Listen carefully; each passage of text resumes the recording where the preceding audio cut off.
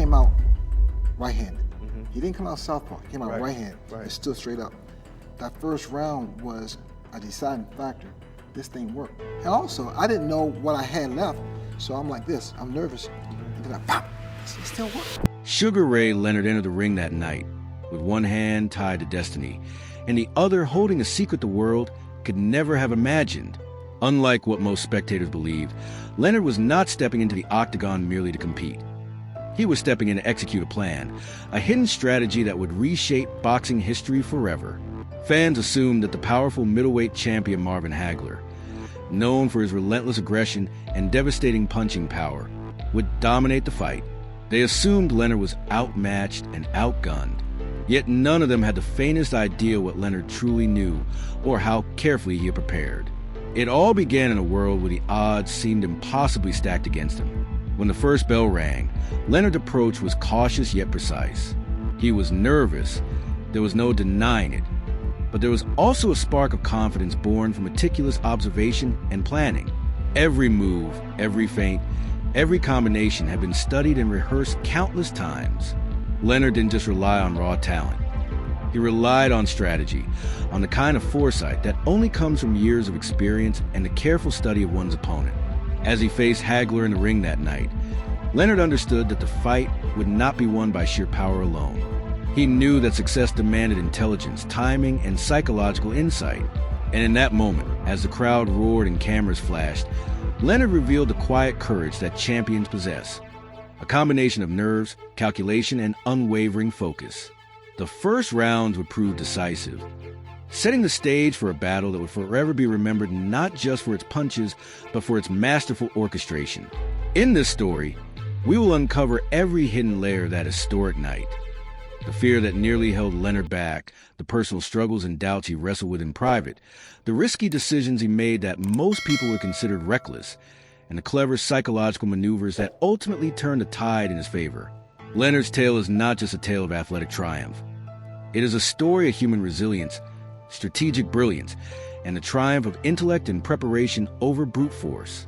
We'll start at the beginning, a time when the Leonard Hagler showdown seemed impossible, when Leonard's own career hung by a thread due to a devastating eye injury. We'll explore the tension that grew over years, the comebacks, the struggles with doubt, fear, and addiction, and finally, the emergence of plans so audacious that it changed the history of boxing forever. Leonard's fight against Hagler was never just a fight. It was a culmination of years of preparation, mental battles, and life challenges that made victory not only possible but inevitable. By the end of this story, you will understand how one man turned fear into determination, doubt into a masterful plan, and impossible into one of sports history's most unforgettable triumphs. This is more than just a story of fight. It is a story of a champion's mind, his strategy, and the revelation of what it truly means to be great in the face of seemingly insurmountable odds. The story of Leonard versus Hagler didn't begin on the night of the fight. It began years earlier, in a world of anticipation, promise, and near misses. Back in the early 1980s, the idea of a clash between Sugar Ray Leonard and Marvin Hagler seemed almost destined. The boxing world was alive with speculation and excitement. Hagler, the reigning king of the middleweight division, had forged a reputation as a force of nature, demolishing opponents with his powerful punches and relentless aggression. Fighters like Vito Antuofermo and Mustafa Hamsho had succumbed to his strength, and the boxing community respected and feared his prowess. Hagler's dominance in the ring made him the benchmark for excellence, a seemingly untouchable champion who crushed anyone who dared step into his path. Meanwhile, Leonard was rising at a blistering pace. He had already captured the imagination of fans around the globe with electrifying performances, from beating A.L. Kuhl to the legendary destruction of Thomas Hearns in a fight that became an instant classic. Leonard was not only fast and skilled, but he also possessed a strategic mind that allowed him to anticipate his opponent's moves and exploit their weaknesses. Fans adored him. Promoters coveted him, and boxing insiders whispered that a showdown with Hagler was inevitable. The world seemed ready, almost impatient, to see these two extraordinary fighters face off in the ring. It was a clash that promised not only fireworks, but a fight that would define an era. Yet life, as it often does, had other plans. In 1982, after a routine title defense against Bruce Finch, Leonard faced a crisis that could have ended his career. During training, he suffered a detached retina, a serious eye injury that threatened both his career and his vision.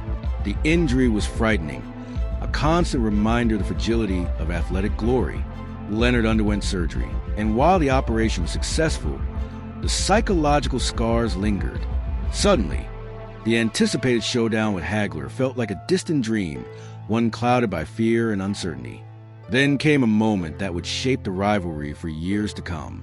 At a ceremony in Baltimore, Leonard, standing before Hagler and an expectant crowd, made a shocking declaration. The audience, primed for the announcement of the mega fight everyone wanted, was stunned when Leonard expressed admiration for Hagler, but admitted that, at least for the time being, the fight would never happen. The disappointment was immediate and palpable. Hagler and his team, Pat and Goody Petronelli, had been preparing for the moment they thought would define their careers.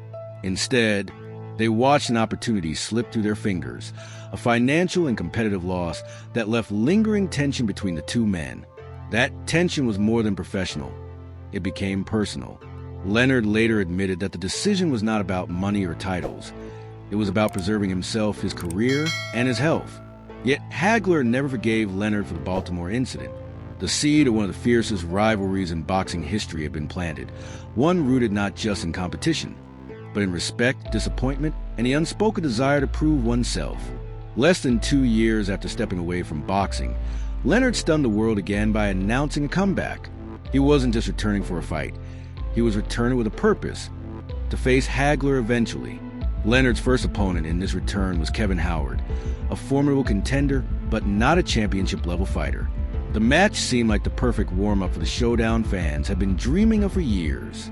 But fate intervened again when Leonard's retina problems resurfaced. Once more, he faced surgery and the uncertainty of whether he could safely continue boxing at the highest level.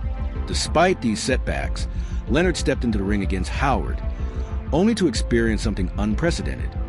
He was knocked down for the first time in his professional career. The crowd gasped. Leonard recovered and eventually stopped Howard in the 9th round. But immediately afterward, he announced his second retirement.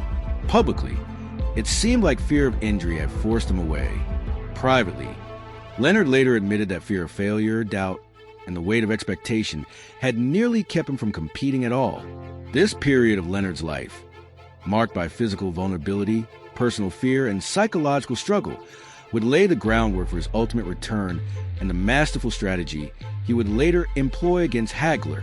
The beginning that almost never was had already set the stage for something far greater. It was a period of struggle, preparation, and introspection. Leonard's career was a delicate balance of brilliance and risk, of talent tempered by fear, and of an unquenchable drive to prove himself despite obstacles. From this uncertainty, the seeds of an incredible comeback were planted, setting the stage for one of boxing history's most unforgettable confrontations. After stepping away from boxing twice, Sugar Ray Leonard's career seemed defined by uncertainty and fragility. Yet the fire that had made him a champion never truly faded. Less than 2 years after his first retirement, Leonard shocked the boxing world once again by announcing his intention to return to the ring. This wasn't just a casual comeback. It was a carefully considered step, a deliberate choice to reclaim a place among the sport's elite. Leonard made it clear that he intended to pick up exactly where he had left off, and more importantly, that he was ultimately aiming to face Marvin Hagler, the man who had eluded him for so long. The world went wild with excitement. But Leonard knew that public enthusiasm alone would not guarantee success. Preparation, strategy, and mental readiness were far more important than fanfare or expectation. The first step in his comeback was a fight against Kevin Howard. Howard was a skilled boxer, but not a championship-level fighter. A test rather than a reckoning. Leonard approached the bout as he always had, meticulously, thoughtfully, and with focus on both physical execution and psychological control. But life had other plans. During training, the old threat of a detached retina resurfaced, this time in his right eye. Once again, Leonard underwent surgery, and once again he faced a fear that had shadowed his career. The risk of brain injury, the uncertainty of future vision, and the anxiety that he might never box at his former level. Doctors cleared him to fight, yet the mental battle had only begun. In the ring against Howard, something remarkable and alarming happened. Leonard was knocked down for the first time in his professional career. The crowd gasped, shocked to see the invincible champion hit the canvas. Leonard, ever resilient, recovered and went on to stop Howard in the 9th round. Yet despite the victory, he immediately announced his second retirement. To outsiders, it seemed that injury or fear of re-injury had forced him away once more. But Leonard later revealed a deeper truth. It wasn't the eye that was the real problem. It was fear. Fear of failure, fear of public judgment, and fear of becoming another story of a champion who overreached. Leonard admitted that while doctors assured him that the chance of re-injuring his eye was minimal, he was mentally unprepared to face the fight. He explained that he thrived when considered an underdog, when the odds were stacked against him. Against Howard, he was expected to dominate, and the pressure of expectation interfered with his performance. In his mind, he had not fought at his peak. This candid revelation exposed a rarely acknowledged truth. Even the greatest athletes wrestle with doubt, vulnerability, and the weight of expectation. Leonard's struggles were not just physical. They were deeply psychological, a battle of the mind as much as the body. While Leonard wrestled with these fears, Marvin Hagler was ascending to new heights. Hagler's fame and reputation were growing rapidly, cemented by a legendary bout with Thomas Hearns in what would be called the War. The first round alone was electrifying, with both fighters exchanging bombs in a display of raw power and determination. Hagler stopped Hearns in the 3rd round, further solidifying his dominance in the middleweight division. Meanwhile, Leonard's absence from the ring was filled with personal struggle, moments of frustration, and battles with substance abuse. He later revealed that during this period, he became entangled with drugs and alcohol, coping with the pressures and anxieties that followed him from the ring. This private struggle was hidden from the public, a shadow that contrasted sharply with Hagler's meteoric rise. Yet even in these dark times, Leonard's mind remained alert. In March 1986, he watched Hagler fight John the Beast Mugabe. For the first time in years, Leonard saw a crack in Hagler's armor. Mugabe, a strong and relentless opponent, was testing Hagler in ways few had done before.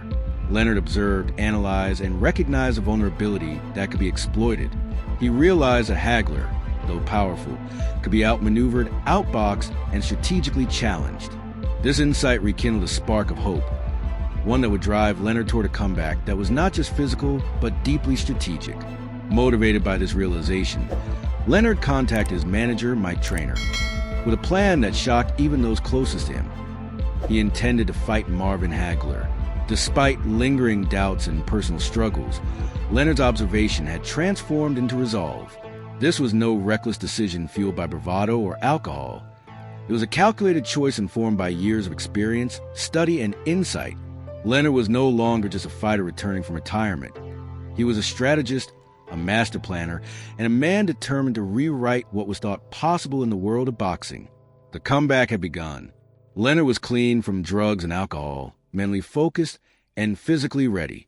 He had seen Hagler's weaknesses, and he had begun constructing a plan that would not only challenge Hagler physically, but would exploit the psychological cracks that had appeared in his opponent. The stage was set for one of the greatest comebacks in sports history, one that would combine preparation, strategy, and mental fortitude to achieve the seemingly impossible. While Sugar Ray Leonard was struggling with retirement, fear, and personal demons, Marvin Hagler was ascending to the peak of his career. Known for his relentless power and aggression, Hagler was becoming one of the most formidable middleweight champions in history. His battles, particularly the legendary fight against Thomas Hearns, dubbed the War, solidified his reputation as an unstoppable force. The first round of that fight alone became legendary, a frenetic exchange of blows that left the crowd breathless. By the 3rd round, Hagler had stopped Hearns, further cementing his dominance and making him a superstar in the eyes of fans, media, and promoters alike. Meanwhile, Leonard's world was far darker and more complicated than the public ever realized. The retirement that seemed like a break from boxing was anything but restful. Beneath the surface, Leonard was wrestling with a cocktail of emotions: anger, frustration, and deep sadness.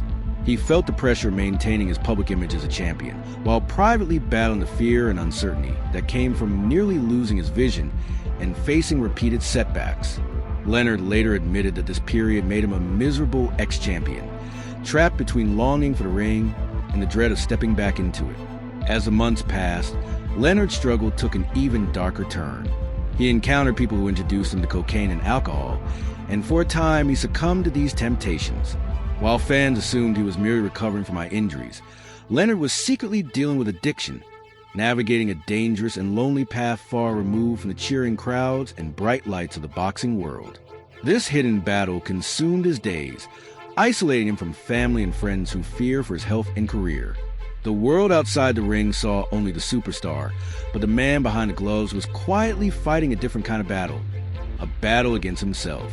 During this time, Hagler continued his relentless march to boxing greatness.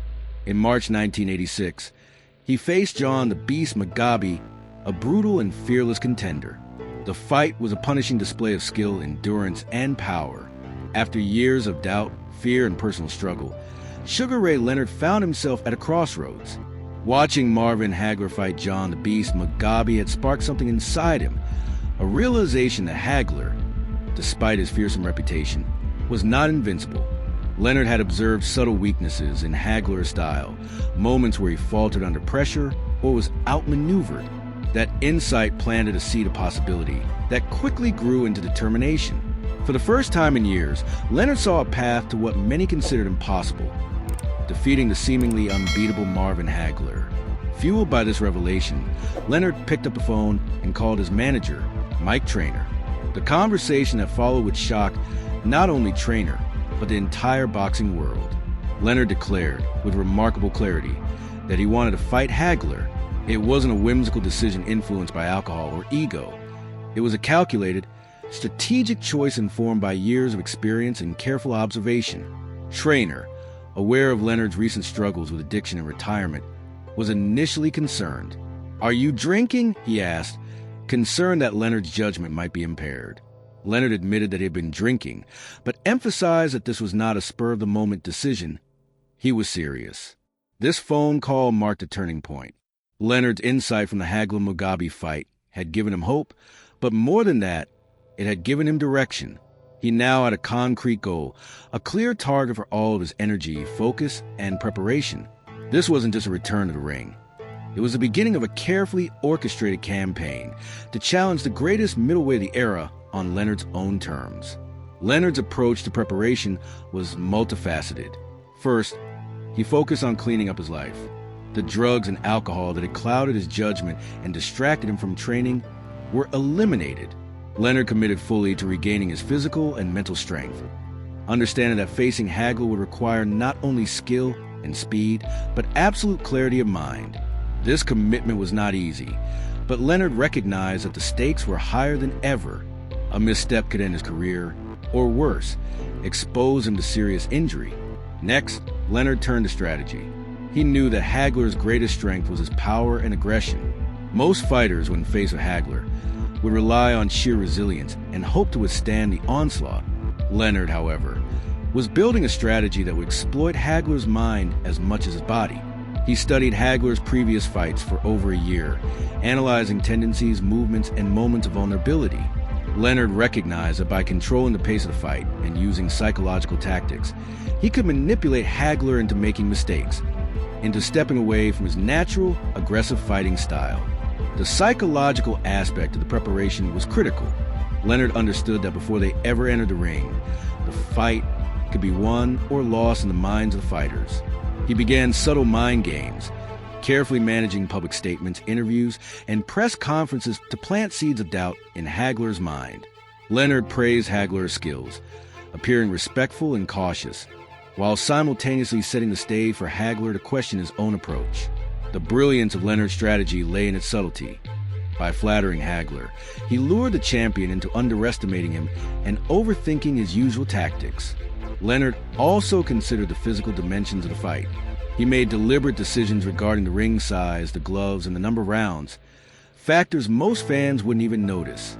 Each choice was designed to neutralize Hagler's strengths and amplify Leonard's speed and agility. The bigger ring would allow Leonard to maneuver more freely, avoiding Hagler's powerful punches. The gloves padding would reduce Hagler's impact while protecting Leonard's hands. The 12-round fight, rather than the traditional 15, favored Leonard's speed over Hagler's endurance. Every detail was meticulously planned, ensuring that when the fight began, Leonard was not just physically prepared, but strategically advantaged. By the time the fight was officially announced for April 7, 1987, the boxing world was buzzing with anticipation. Hagler opened as a 4-1 favorite, with most experts believing Leonard had little to no chance of victory. Yet Leonard, quietly confident, had already constructed the psychological and physical framework that would make the impossible achievable. The phone call to trainer was more than a request for a fight. It was a declaration of intent, a signal that Leonard had returned not just as a competitor, but as a master strategist ready to challenge one of boxing's greatest champions. Thanks for watching. If you enjoyed this story of strategy, perseverance, and triumph, don't forget to like, subscribe, and hit the notification bell so you never miss an incredible story from the world of sports and beyond. Share your thoughts in the comments below. What inspired you most about Leonard's journey? Until next time, keep pushing your limits and believing in the impossible.